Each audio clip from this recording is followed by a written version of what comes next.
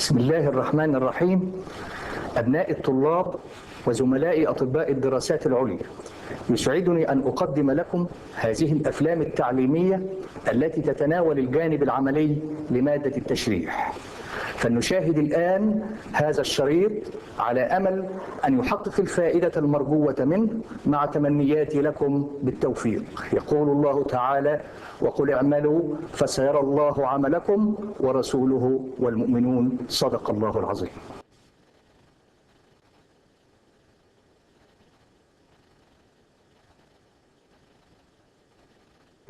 This is the human brain. The brain is surrounded by three meninges called dura mater, arachnoid matter, and pia mater, as arranged from outside inwards. These three membranes are continuous with those of the spinal cord through the foramen magnum. As the brain is removed from the cranial cavity, it comes out with the pia mater. This is the brain with the covering pia mater.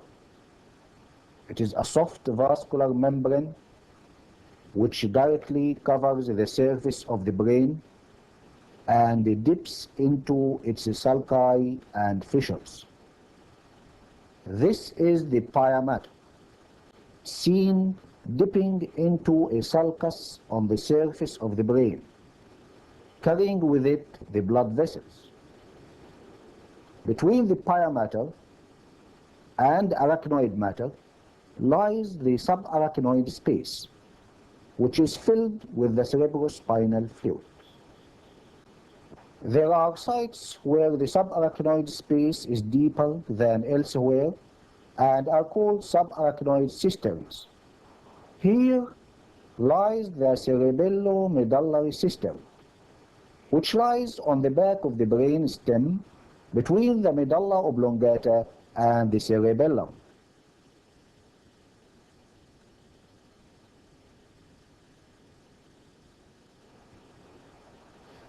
Here lies the cisterna pons, which lies in front of the pons and the medulla oblongata and contains the vertebral and basilar arteries. Here is the interpeduncular cistern.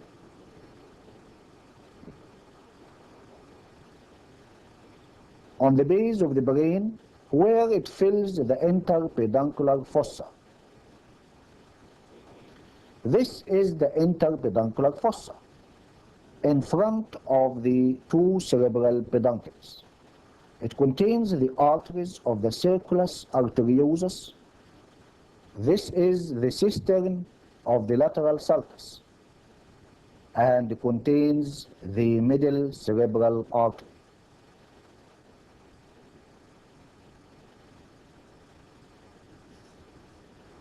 This is the middle cerebral artery.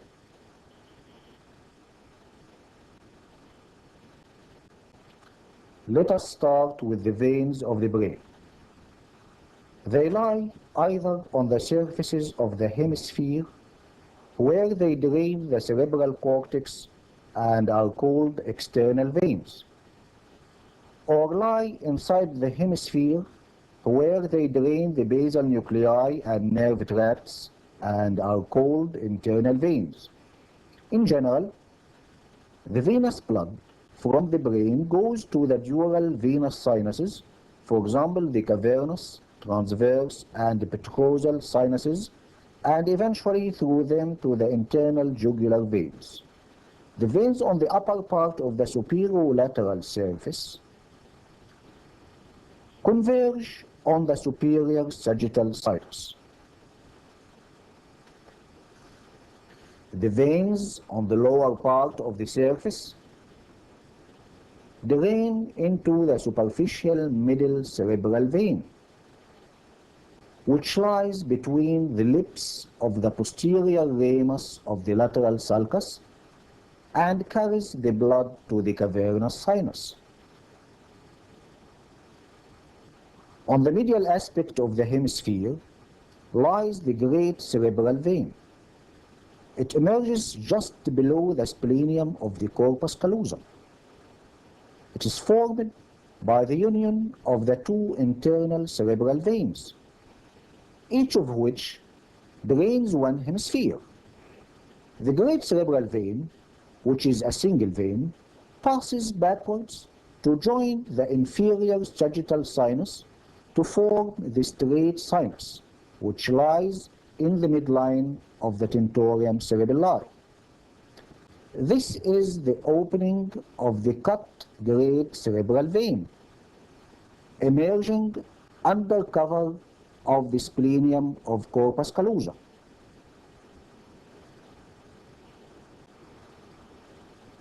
Here lies the straight sinus in the midline of the tentorium cerebelli, which covers the upper surface of the cerebellum. This is the cerebellum, and these are the occipital lobes of the cerebral hemispheres. Now, let us demonstrate the arteries of the brain, which are more important. The arteries of the brain are derived from two sources. The first source is from the internal carotid arteries, each of which enters the skull through the carotid canal. The second source is from the vertebral arteries, which enter the skull through the foramen magnum. This is the internal carotid artery, seen after leaving the cavernous sinus. It ends immediately below the anterior perforated substance of the brain, just lateral to the optic chiasma, where it gives off the middle cerebral and anterior cerebral arteries, in addition to the posterior communicating and anterior choroid arteries. This is the cut end of the internal carotid artery. This is the middle cerebral artery. This is the anterior cerebral artery. This is the posterior communicating artery. And this is the anterior choroid artery. This is the optic chiasma.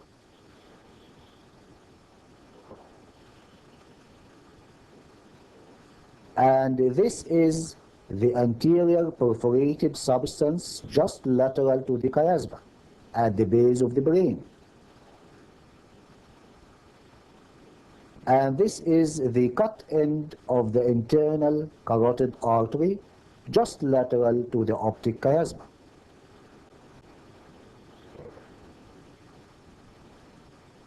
This is the posterior communicating artery. It passes backwards to join the posterior cerebral artery. This is the anterior cerebral artery. It runs forwards above the optic chiasma to gain the medial side of the cerebral hemisphere. Near its origin, it joins its fellow of the opposite side by the anterior communicating artery. This is the medial surface of the brain, showing the course of the anterior cerebral artery. This is the beginning of the artery, as it passes above the optic chiasma.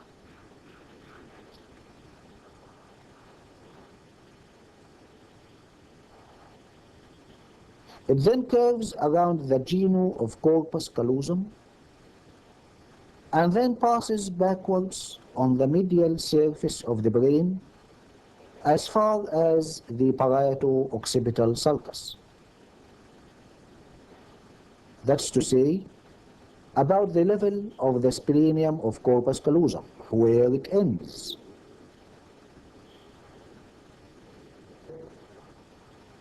It gives off cortical branches to the cortex of the brain on the medial surface of the hemisphere. Its branches cross the superior border of the hemisphere to supply 1 finger breadth of the superolateral surface.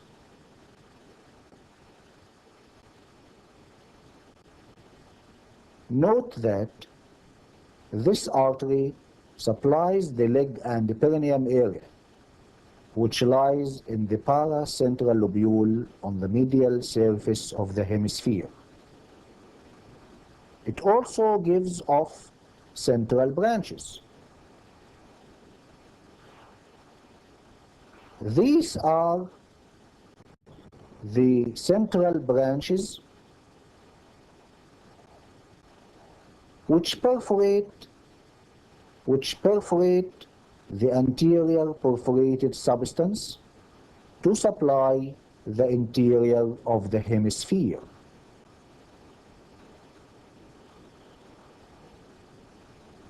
This is the middle cerebral artery, arising from the internal carotid artery. It runs in line with the internal carotid artery and thus is more frequently involved by emboli which pass through the artery. The middle cerebral artery at first runs laterally in the stem of the lateral sulcus. Then backwards on the floor of the insula. This is the insula, and this is the middle cerebral artery running on its floor. To expose this artery, one has to open the lips of the insula.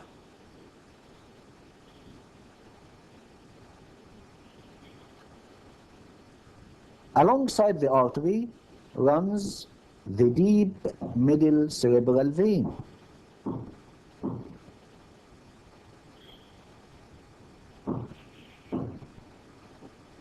The middle cerebral artery gives off cortical and central branches.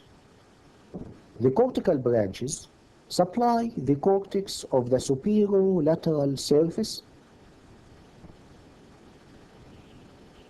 except the uppermost 1 finger breadth, which is supplied by the anterior cerebral artery.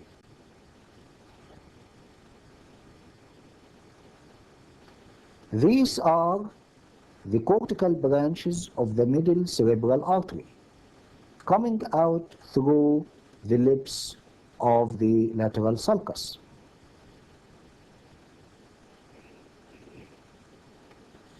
The central branches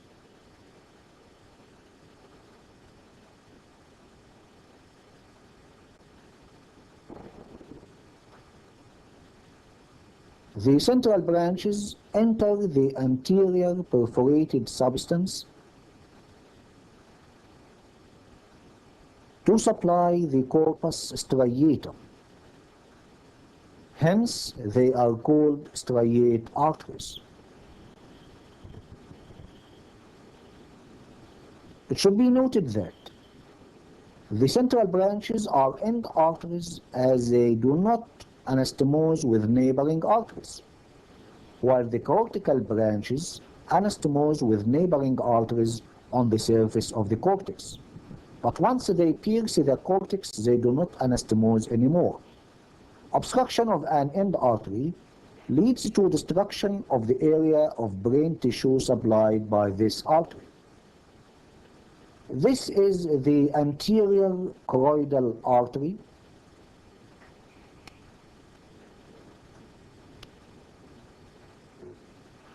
passing to the inferior horn of the lateral ventricle.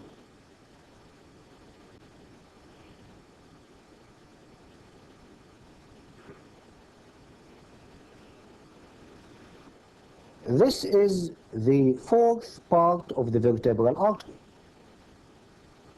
The two arteries unite together at the lower border of the pons to form the basilar artery. Each artery ascends on the anterolateral aspect of the medulla oblongata, close to the rootlets of origin of the hypoglossal nerve.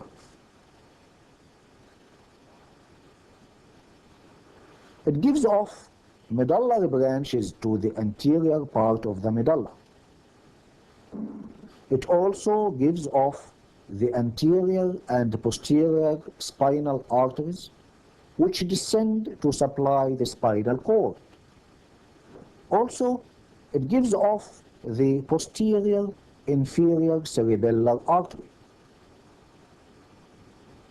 This is the posterior inferior cerebellar artery, which is the largest and more important branch. It passes backwards with a tortuous course among the rootlets of the glossopharyngeal and the vagus nerves on the side of the medulla to reach the inferior surface of the cerebellum. It supplies the lateral aspect of the medulla as well as the inferior surface of the cerebellum. If obstructed, it leads to what is called lateral medullary syndrome or posterior inferior cerebellar artery syndrome. This is the posterior inferior cerebellar artery in another specimen. This is a medullary branch to the medulla. This is a spinal branch descending to the spinal cord.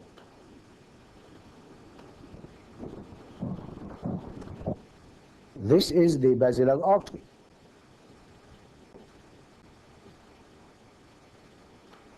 It runs in the midline of the anterior aspect of the pons in a sulcus called the basilar sulcus.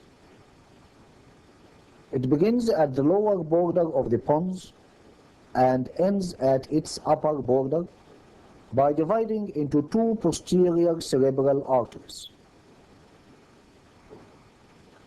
It gives off pontine branches to the pons,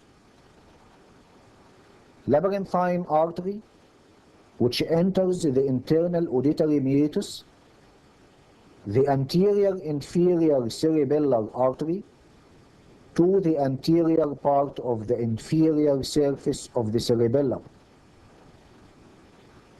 The basilar artery also gives off the superior cerebellar artery to the upper surface of cerebellum. And then it ends by dividing into the two posterior cerebral arteries which supply the occipital lobes of the brain. This is the posterior cerebral artery.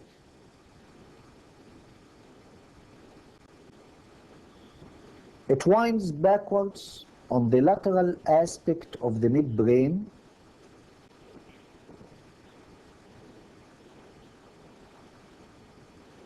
to sink into the calcarine sulcus on the occipital lobe of the brain. The posterior cerebral artery gives off central branches which perforate the base of the brain at the posterior perforated substance.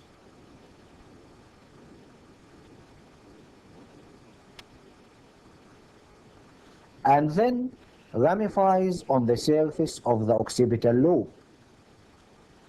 Each posterior cerebral artery receives the posterior communicating artery, which is a branch from the internal carotid artery, thus forming the circulus arteriosus, or the so-called circle of Willis. This circle lies in the interpeduncular fossa at the base of the brain and is formed as follows.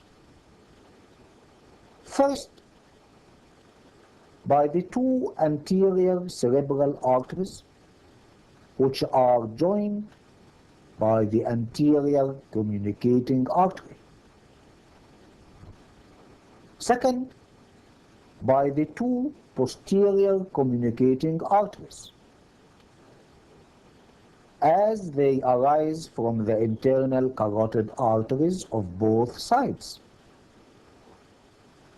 Thirdly, by the two posterior cerebral arteries as they arise from the basilar artery. The importance of this big anastomosis is to allow the blood to circulate between the internal carotid arteries and the vertebro-basilar system, as well as between the arteries of both sides. This is the circle of Willis in another specimen, seen as diamond-shaped. These are the two anterior cerebral arteries. These are the posterior communicating arteries. And these are the two posterior cerebral arteries.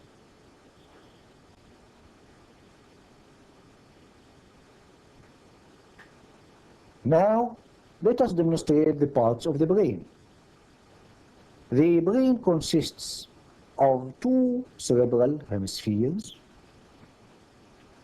two cerebellar hemispheres, and the brain stem.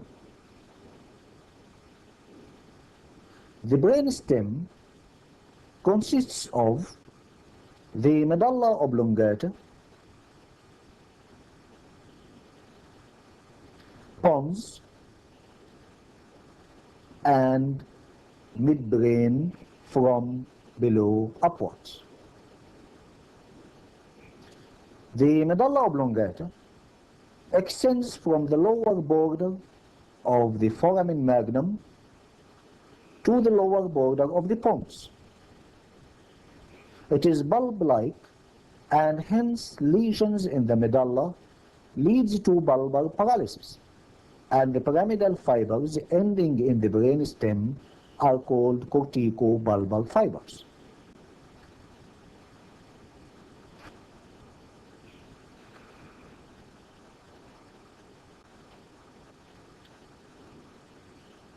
This is a sagittal section in the brain stem to show the parts of the medulla oblongata. The medulla oblongata is divided into two parts called open medulla and closed medulla. The open medulla is the upper part and fourth ventricle behind it,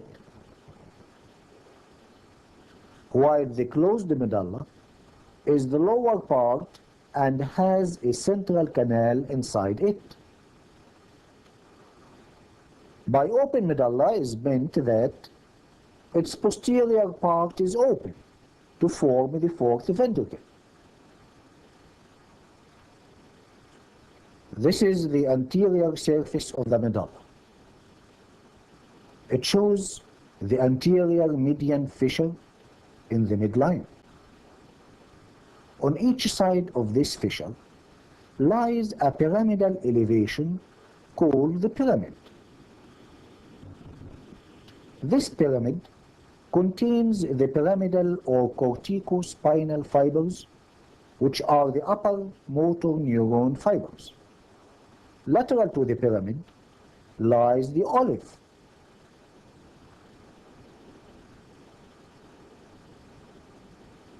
which is an olive-like swelling produced by a big nucleus called the olivary nucleus, which is a part of the extrapyramidal system. The groove between the pyramid and olive shows the fine rootlets of the hypoglossal nerve. The hypoglossal nerve is the 12th cranial nerve and supplies the muscles of the tongue. Notice the close relation of the hypoglossal nerve to the pyramid, because if a lesion occurs here, both structures are vulnerable to the damage. This condition is called alternating hypoglossal hemiplegia. Lateral to the olive lies a longer elevation passing from the middle of the side of the medulla to the cerebellum.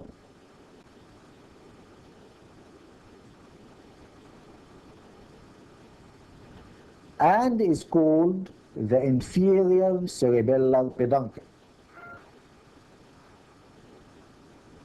It carries mainly, but not wholly, fibers from the spinal cord and medulla oblongata to the cerebellum.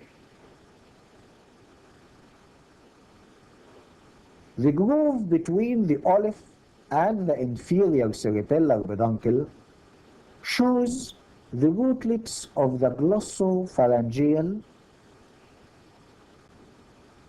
vagus, and accessory nerves as arranged from above downwards. The glossopharyngeal is the 9th cranial, the vagus is the 10th cranial, while the accessory is the 11th cranial. At the junction between the medulla and the pons, notice the attachment of the abducent or 6th cranial nerve at the base of the pyramid. Notice also the attachments of the facial, which is the 7th cranial, and the auditory, which is the 8th cranial. Both lie on the side in line with the 9th, 10th, and 11th nerves at an angle called cerebello-pontine angle. At this angle, notice the presence of the lateral termination of the choroid plexus and the lateral aperture of the 4th ventricle.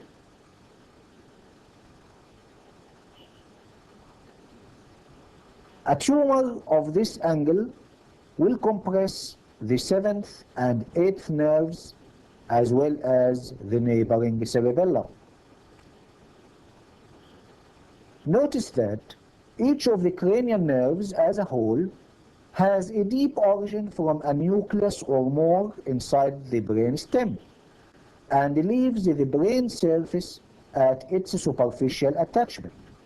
The olfactory and optic nerves, which are the 1st and 2nd cranial, are attached to the cerebral hemispheres directly. This is the posterior surface of the medulla oblongata. Its lower half shows the gracile and cuneate fasciculi as longitudinal bands on each side of the posterior median sulcus. The gracile fasciculus or tract is the medial, while the cuneate fasciculus is the lateral. These two fasciculi end above in the gracile and cuneate tubercles. This is the gracile tubercle, and this is the cuneate tubercle, which are produced by the gracile and cuneate nuclei. The upper half of this surface of the medulla enters into the formation of the 4th ventricle as it belongs to the open medulla. This is the pons. Its anterior or basilar part shows the sulcus for the basilar artery.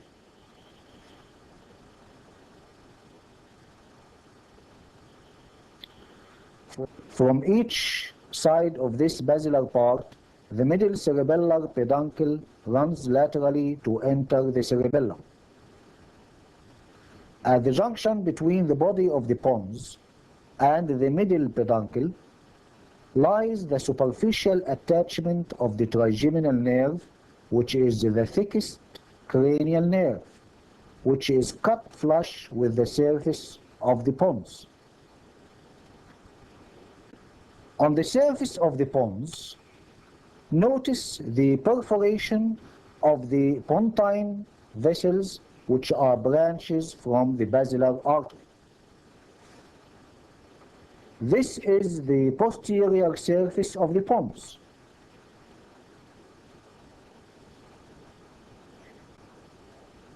which forms the floor of the fourth ventricle and will be described soon with the fourth ventricle. This is a cut section of the midbrain, which is the upper part of the brain stem. It shows the cerebral aqueduct which traverses the midbrain vertically near its posterior part and connects the third ventricle above with the fourth ventricle below. The plane of the cerebral aqueduct separates the tectum posteriorly from the tegmentum anteriorly. The tegmentum is related anteriorly to a dark strip of gray matter called substantia nigra, which separates the tegmentum from the crus cerebri. This is the crus cerebri, one on each side, and consists of descending fibers. The middle 3/5 of the crus lodges the pyramidal fibers, which continue downwards in the basilar part of the pons and then in the pyramid of the medulla oblongata, and finally form the corticospinal fibers. The midbrain consists of two cerebral peduncles, one on each side of the midline. This is the right peduncle and this is the left peduncle. Each peduncle consists of the crus cerebri anteriorly, followed by the substantia nigra, then more posteriorly by the tegmentum. They should be differentiated from the cerebellar peduncles which connect the brainstem with the cerebellum. This is the posterior aspect of the midbrain, showing the tectum, which consists of 4 colliculi, 2 superior and 2 inferior. The superior colliculus is a reflex center for vision, while the inferior colliculus is a reflex center for auditory impulses. The superior colliculus is connected with the lateral geniculate body by a ridge of fibers called the brachium of superior colliculus. The inferior colliculus is connected with the medial geniculate body by a similar brachium called the brachium inferior colliculus. This is the inferior colliculus. This is the inferior brachium, and this is the medial geniculate body. This is the superior colliculum. This is the superior brachium, and this is the lateral geniculate body. The medial and lateral geniculate bodies form what is called the metathalamus, which is a part of the diencephalon. Just below the inferior colliculus, the superior cerebellar peduncle sinks into the back of the midbrain, one on each side of the midline. This is the frenulum velar, extending from the midline between the two inferior to the upper part of the roof of the fourth ventricle. This is the pineal body, lying in the midline above the two superior colliculi.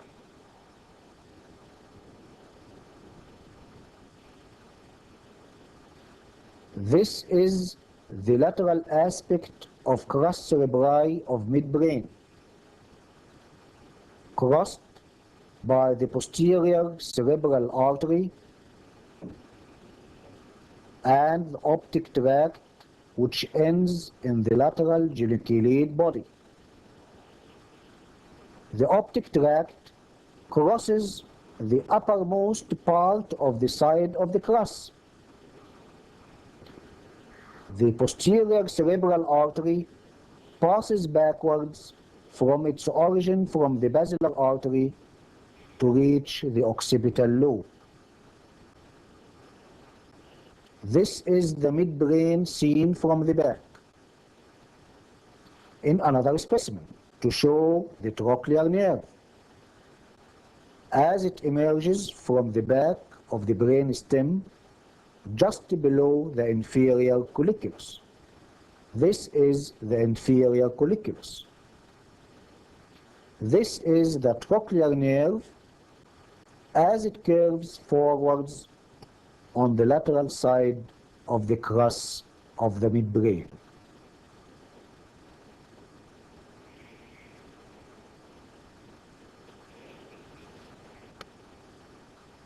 This is the anterior aspect of the midbrain, showing the two crura which are separated by the posterior part of the interpeduncular fossa. Here, the oculomotor nerve, which is the third cranial nerve, leaves the midbrain on the medial side of the crus cerebri and runs straight forward. These are the structures in the interpeduncular fossa. This is the posterior perforated substance, which is the most posterior. These are the two mammillary bodies. This is the tuber cinereum. And here is the optic chiasma, which is the most anterior. The borders of the interpeduncular fossa are formed on each side by the optic tract anteriorly and the crus cerebri posteriorly.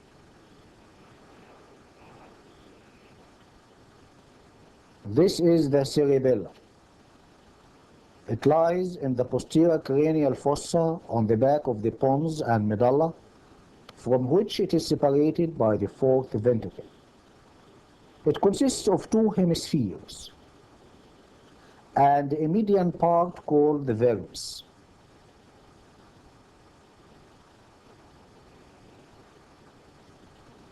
This vermis bulges on the superior surface, where it is called superior vermis, and also bulges into a deep hollow on the inferior surface, where it is called the inferior vermis. The two hemispheres are partially separated anteriorly by an anterior notch which lodges the brain stem.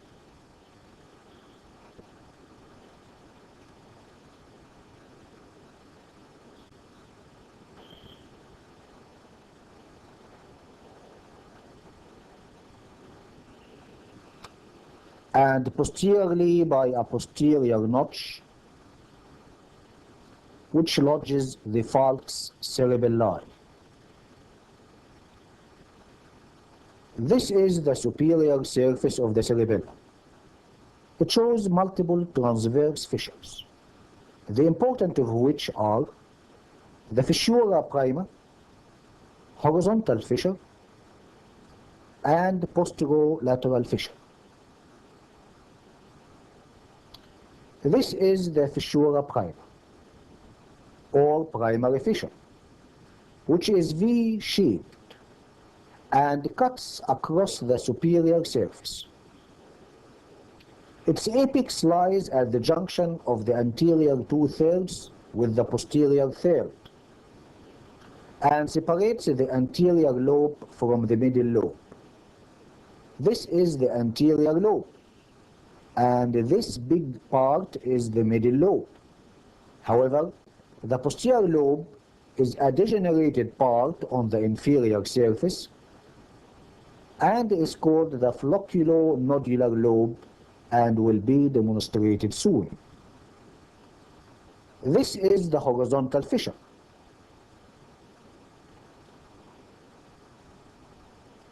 It begins at the point of insertion of the middle peduncle and extends along the junction between the superior and inferior surfaces of the cerebellum to the posterior notch.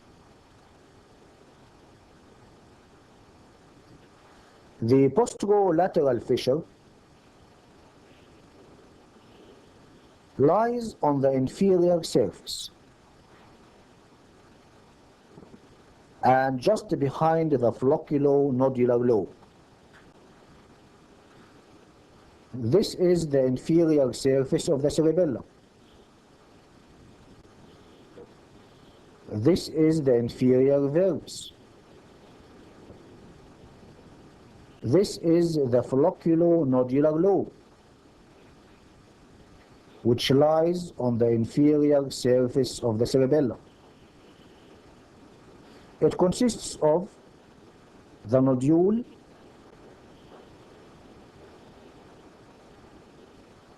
and the flocculus together with the inferior medullary velum in between. This is the nodule, which is the most anterior part of the inferior vermis. The part of the inferior vermis just behind the nodule is called the uvula and is related on each side to a circumscribed mass called the tonsil. This is the tonsil. It lies on a bed formed by the inferior medullary velum. Thus, to display the inferior medullary velum, one has to remove the tonsil. Note that the inferior medullary velum stretches from the nodule medially to the flocculus laterally.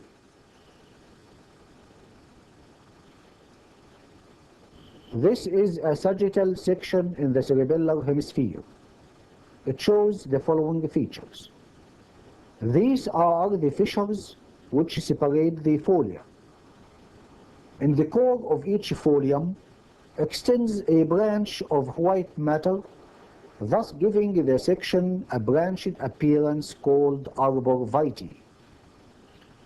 This is the superior vermis in median section.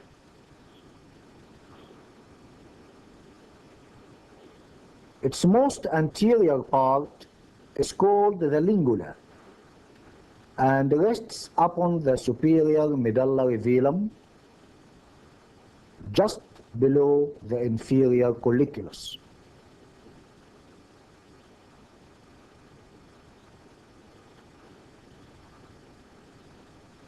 This is the inferior vermis in median section.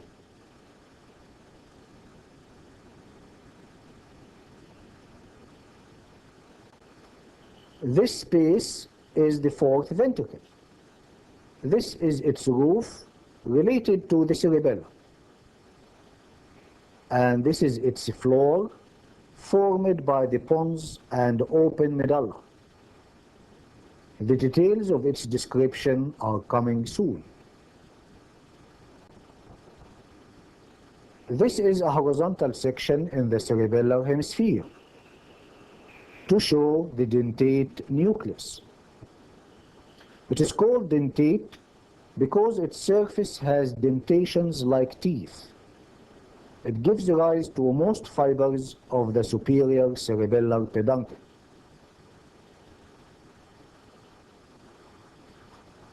This is another horizontal section in the cerebellum which is stained to show the dentate nucleus. The dentations are clearly seen.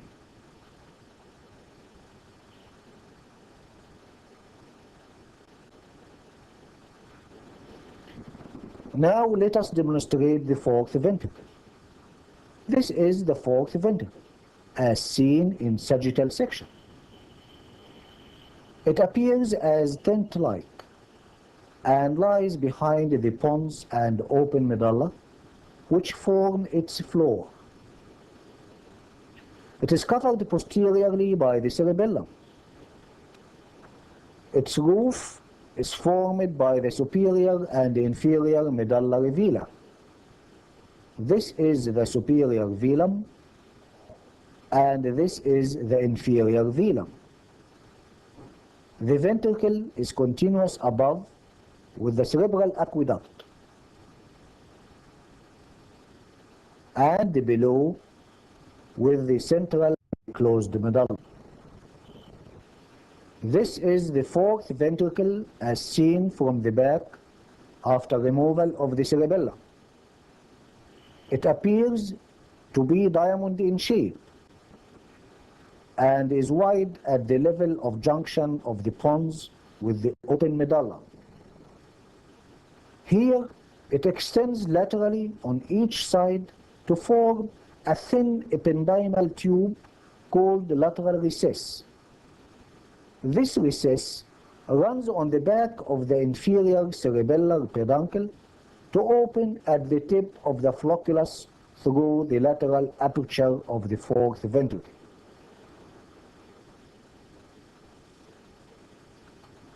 This is the cerebellopontine angle.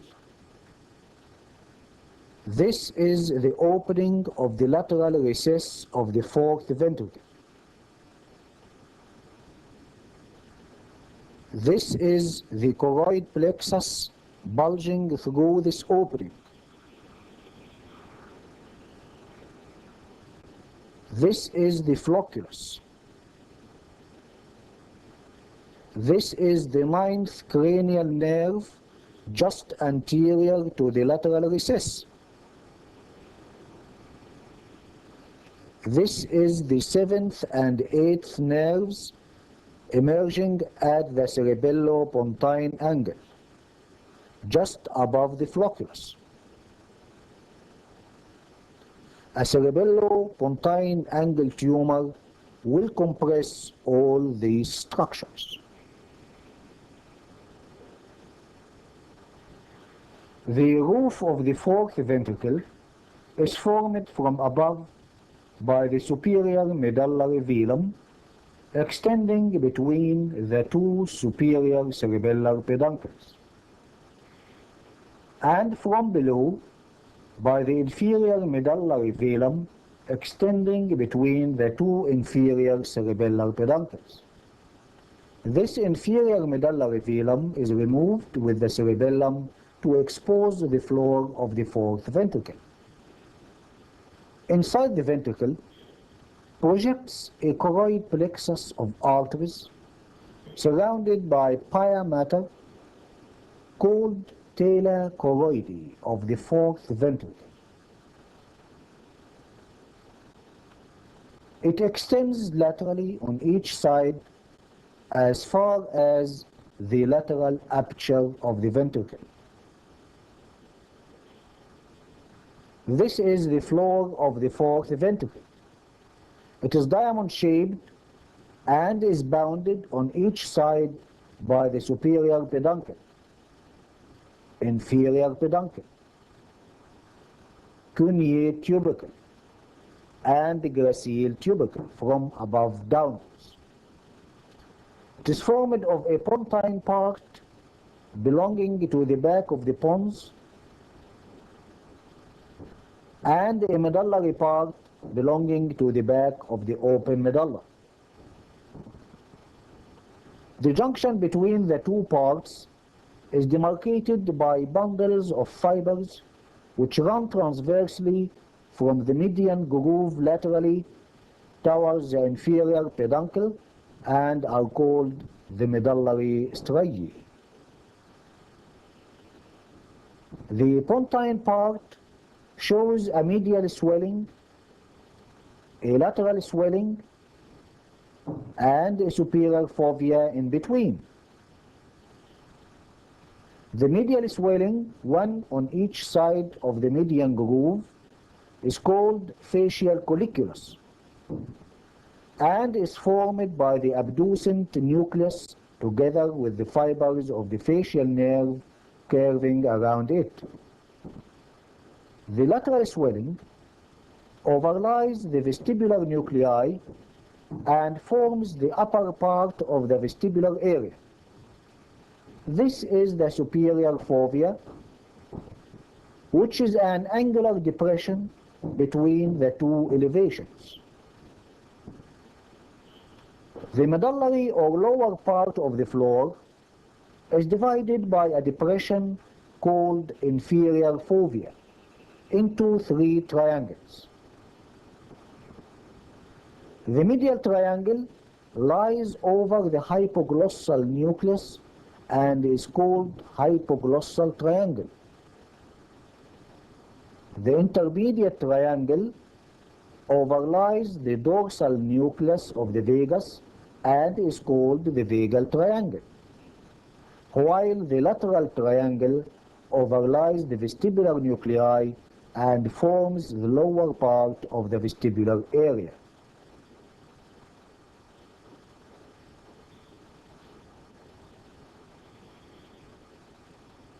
Now, let us demonstrate the cerebrum. This is the base of the brain. This is the interpeduncular fossa on the base of the brain. Its boundaries and contents have been mentioned before. It should be noted that the contents of the interpeduncular fossa form the floor of the third ventricle, and it is a part of the hypothalamus. And one should remember that the circle of Willis lies in this fossa.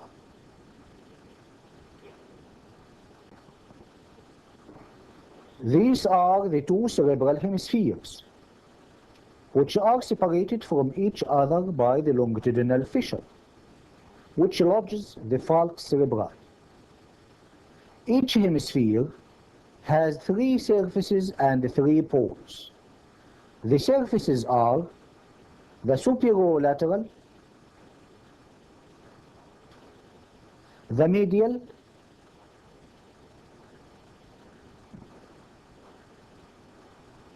and the inferior surfaces.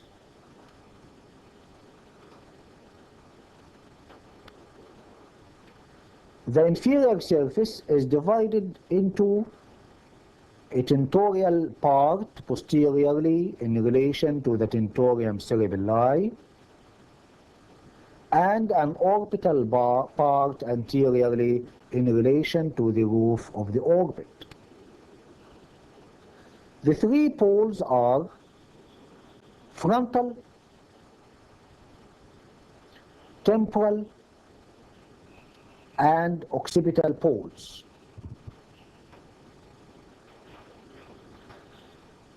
Each hemisphere is divided into 4 lobes by 3 lines. One line corresponds to the central sulcus,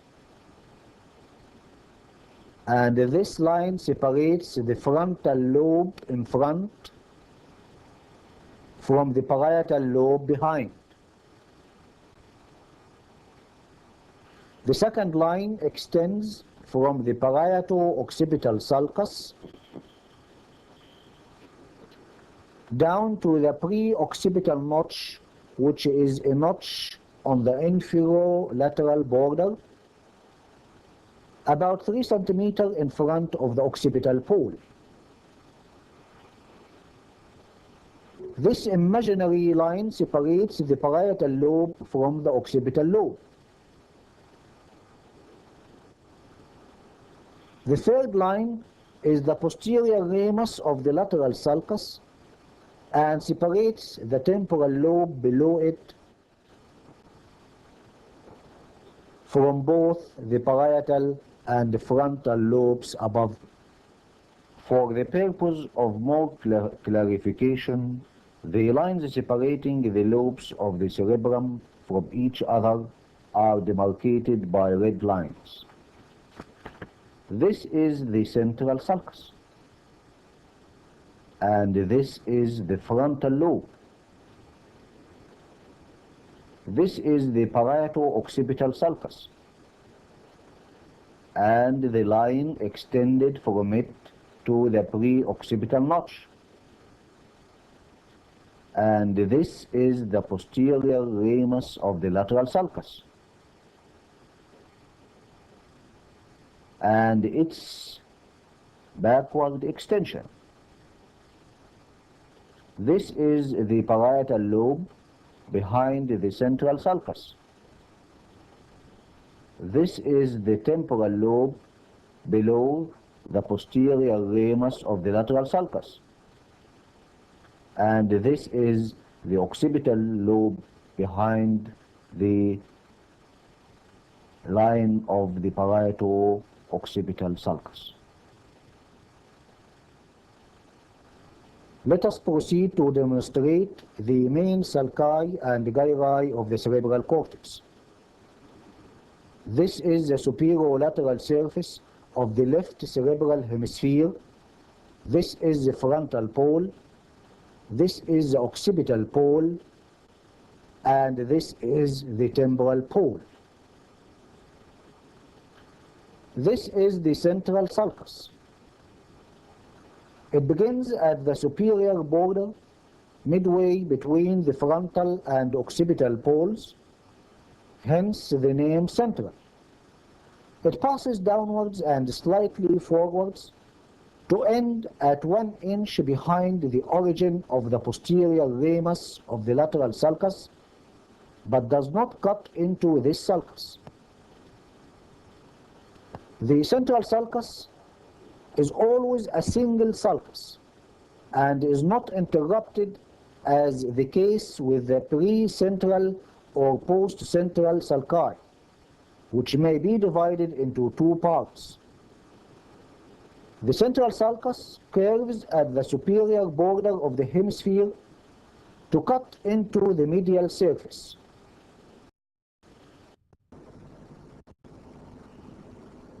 The area around its end is called the paracentral lobule,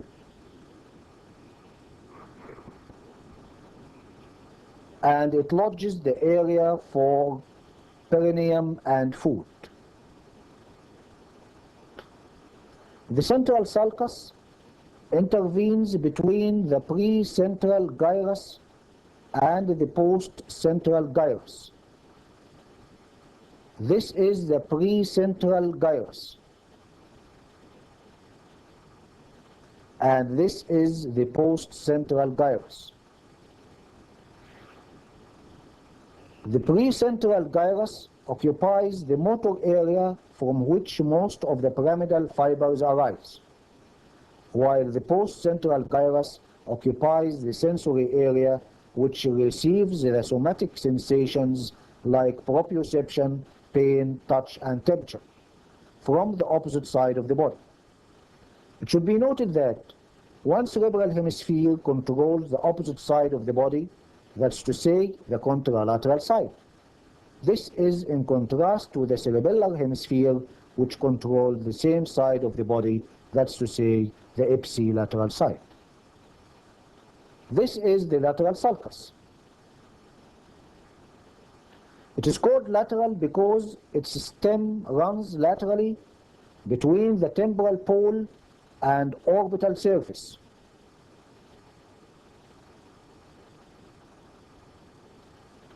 It transmits the middle cerebral artery.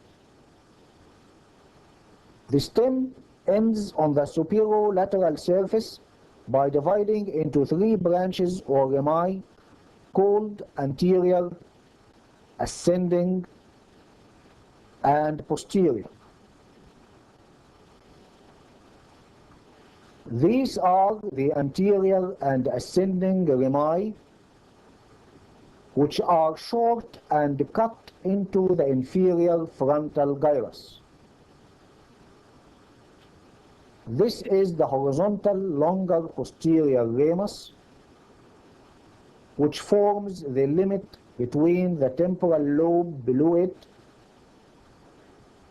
and both the frontal and the parietal lobes above it. If its lips are pulled apart, the insula is exposed in the floor of this sulcus, which is a hidden part of the cerebral cortex, having the middle cerebral artery running over its surface.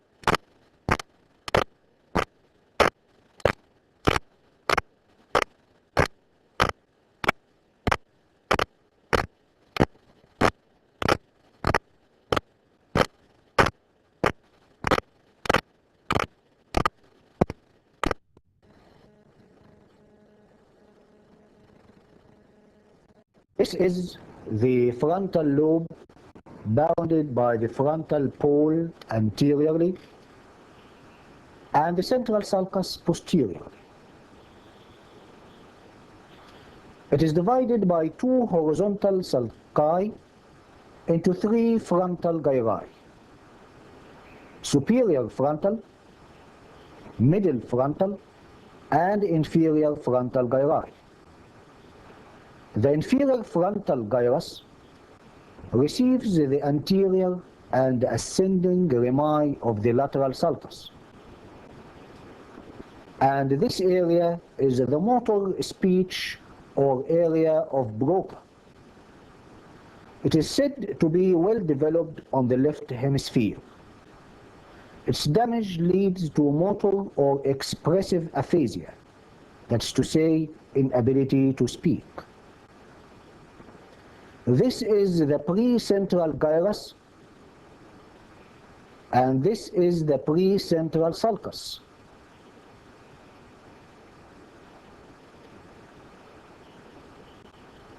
It is parallel and in front of the central sulcus and carries the motor area where the body is represented from upside down with the leg in the uppermost part, while the tongue, larynx, and lips in its lowermost part.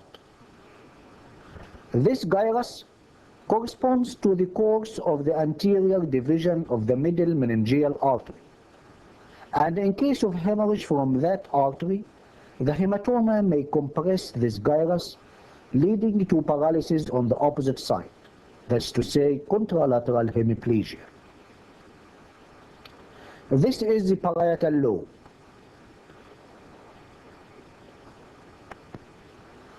Bounded by the central sulcus anteriorly and by a line passing from the parieto-occipital sulcus to the pre-occipital notch.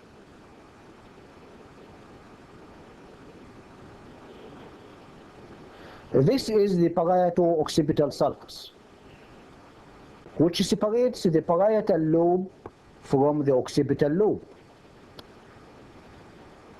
The main part of this sulcus lies on the medial surface, but it cuts into the superior border of the hemisphere to appear on the superolateral surface.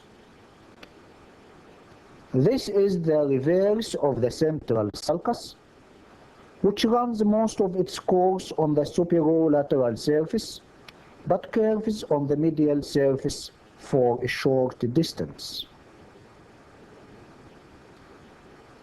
The parietal lobe shows the following sulci and gyri. This is the post-central sulcus, forming the posterior boundary of the post-central gyrus, which carries the sensory area of the opposite side of the body, with the body being represented in it in an upside-down way, the same as in the pre-central gyrus. This cortical sensory area receives the sensations conveyed by the medial lemniscus, trigeminal lemniscus, and spinal lemniscus. These sensations are proprioceptors, pain, touch, and thermal. The curved gyrus around the end of the posterior ramus of the lateral sulcus is called supramarginal gyrus, while the part around the end of the superior temporal sulcus is called angular gyrus.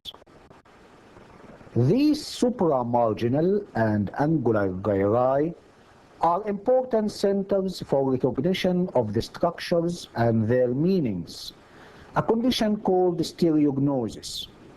It also contains the sensory speech area in which the meaning of spoken words can be recognized. An injury to this area leads to what is called sensory or receptive aphasia, which means inability to understand spoken or written words.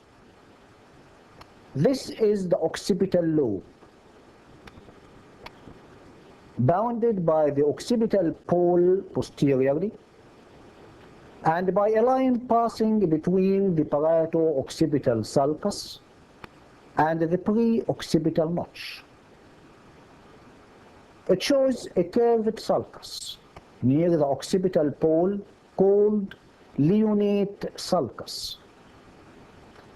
It lies at the terminal end of the calcarine sulcus. The calcarine sulcus lies mainly on the medial surface of the hemisphere.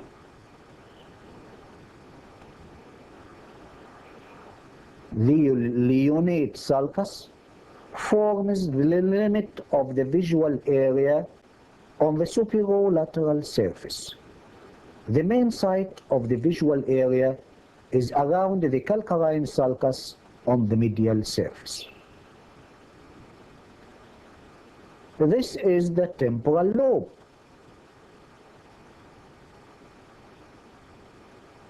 It is bounded by the temporal pole, the posterior ramus of the lateral sulcus, and posteriorly by a line passing from the parieto-occipital sulcus to the pre-occipital notch. It is divided by two horizontal parallel sulci called superior and inferior temporal sulci into three gyri called superior, middle, and inferior temporal gyri. The middle of the superior temporal gyrus carries the auditory area.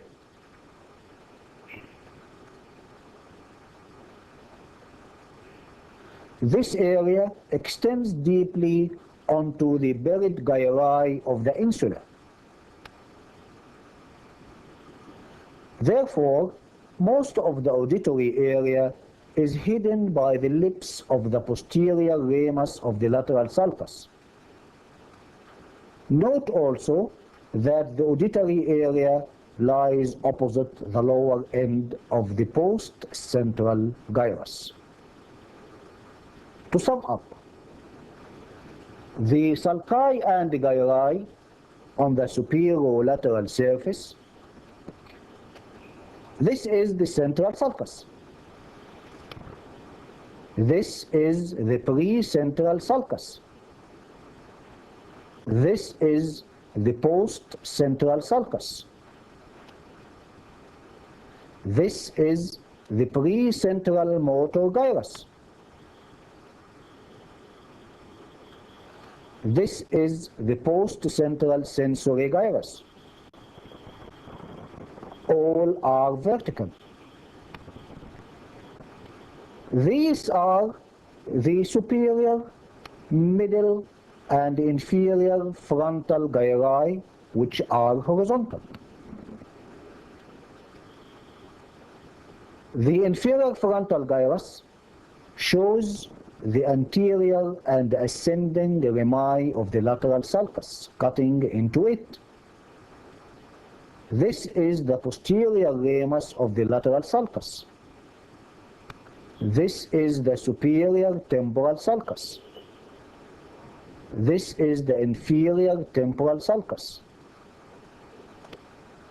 all running horizontally parallel to each other. This is the terminal end of the parieto-occipital sulcus. This is the leonate sulcus, which is concave towards the occipital pole. Now let us move to the medial surface of the hemisphere. The medial surface is demarcated by the corpus callosum, which appears in cut section as a curved mass of white fibers having a genu anteriorly, a trunk, and splenium posteriorly.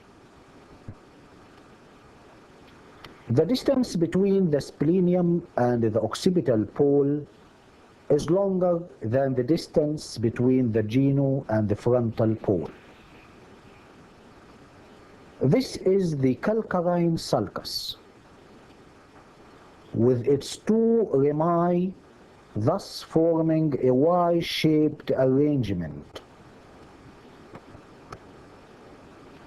It transmits the posterior cerebral artery. The continuation of the calcarine sulcus to the occipital lobe is called post-calcarine sulcus, while its ramus, which runs up to the superior border, is the parieto-occipital sulcus. The area bounded by the post-calcarine and the parieto-occipital sulci is triangular in shape and called cuneus. The quadrangular area just in front of the parieto-occipital sulcus and bounded anteriorly by the upturned terminal part of the cingulate sulcus is called precuneus. This is the cingulate sulcus or sulcus cinguli, which begins below the geno of corpus callosum and runs backwards parallel to the end near the splenium by turning upwards to reach the superior border. Shortly before its end, it gives off a vertical branch at about the middle of the corpus callosum. The area bounded by this vertical branch and the termination of the cingulate sulcus is called paracentral lobule, into which the central sulcus cuts. This lobule carries the motor and sensory area of perineum and food. The gyrus bounded by the stem of the cingulate sulcus and the corpus callosum is called cingulate gyrus. The sulcus, which lies between the cingulate gyrus and the trunk of corpus callosum, is called callosal sulcus.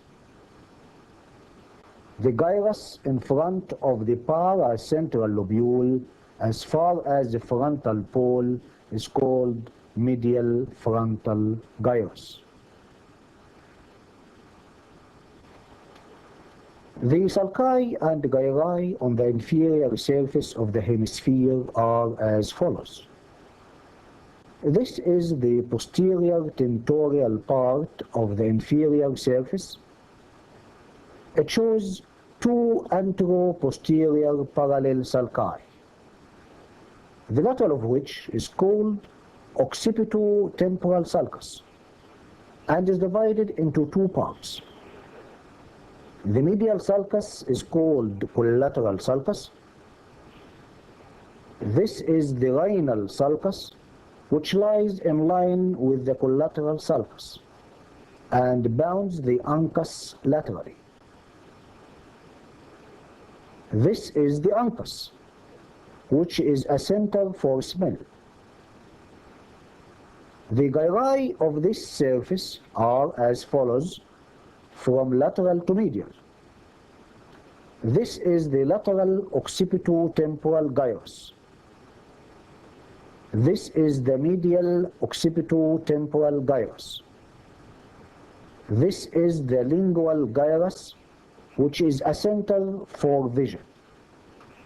It runs below the stem of the calcarine sulcus and continues forwards below the splenium to merge into the parahippocampal gyrus. This is the parahippocampal gyrus, which forms the free medial border of the hemisphere. It lies close to the side of the midbrain. The parahippocampal gyrus is related deeply to a gray mass called hippocampus, hence the name parahippocampal gyrus. It continues forwards to form the uncus at the temporal pole. The uncus is bounded from the remainder of the temporal lobe by the rhinal sulcus. This is the orbital part of the inferior surface. It rests over the roof of the orbit. It shows an H-shaped sulcus, and its posterior limit is separated from the temporal pole by the stem of the lateral sulcus. Parallel to its medial border lies the olfactory tract, with its swollen anterior end called olfactory bulb. The olfactory bulb and the tract lie in the olfactory sulcus. The gyrus medial to the olfactory sulcus is called gyrus rectus. This is the olfactory tract. Following it posteriorly, it divides into medial and lateral parts, which enclose the anterior perforated substance. This substance is perforated by central arteries of the anterior and middle cerebral arteries. The olfactory bulb and tract form a part of the rhyncephalon, which is the part of the limbic system concerned with smell. This is another specimen showing the anterior perforated substance perforated by the central arteries.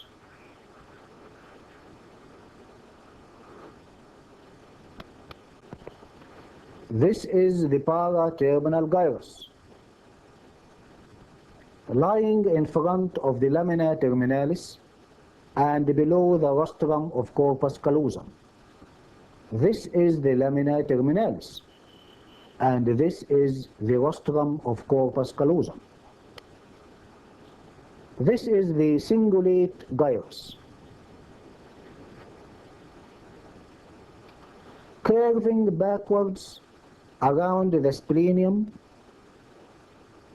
to become continuous with the parahippocampal gyrus. Note that just behind the splenium, the cingulate gyrus and the lingual gyrus join the parahippocampal gyrus.